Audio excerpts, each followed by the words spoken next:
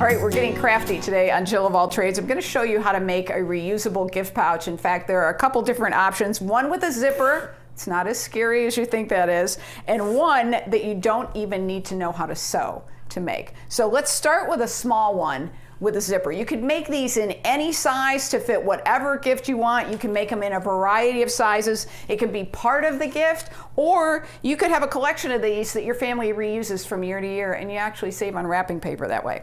All right, so I'm gonna cut out just enough fabric to do a small little pouch. All right, I've got my fabric pieces cut out. This would be for a nice little small gift, maybe some jewelry or something. Let's go put the backing on it. All right, so I'm gonna come over to the ironing board, and I'm going to lay my pieces out. So this is the back. And then I've got a mid-weight fusible facing. I got it in black because I thought that would make a cool kind of lining to the whole thing. And I'm putting that, the fusible side, down to the back of my fabric. And we're just going to iron that into place. All right. Got my backing on. We're ready to sew. We're going to start with the zipper. I'm going to walk you through it. This is a great project to learn how to put a zipper in if you don't know how, because none of this has to be super exact. It doesn't have to be perfect.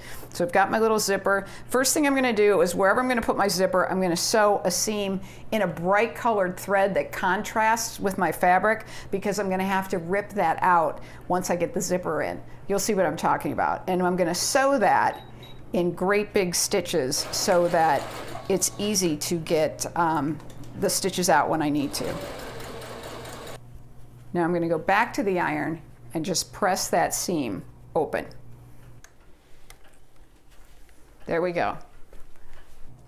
All right, so I'm going to lay my zipper out on that open seam. I'm going to try to line up the center of the zipper with the center of the seam. Again, for a project like this, it doesn't have to be super exact. And I'm going to stick a couple pins in there just to hold it in place. All right, now I'm going to switch to my regular thread color that I'm going to finish the project with. I also need to switch to a zipper foot. That lets me get close to the zipper. Now, it's a little tough to get past the actual moving part of the zipper. You just do the best you can. Now that I have that in, I'm going to go back and take out those orange stitches that I did earlier, and that's going to let me open up the zipper. How about that? Let's turn it right side out.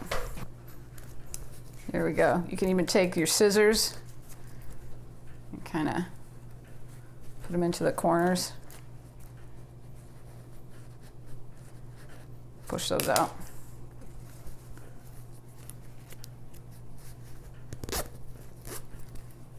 There we go. There's our pouch.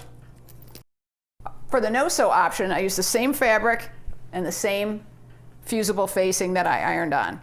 Now, I'm going to take a ribbon, because that's how we're going to close it, and I'm going to fold this over and just use some fabric glue on each end to glue that down. And then I'm going to press my ribbon in about halfway across and fold that over. All right, with our edges dry and our ribbon glued in, now we fold it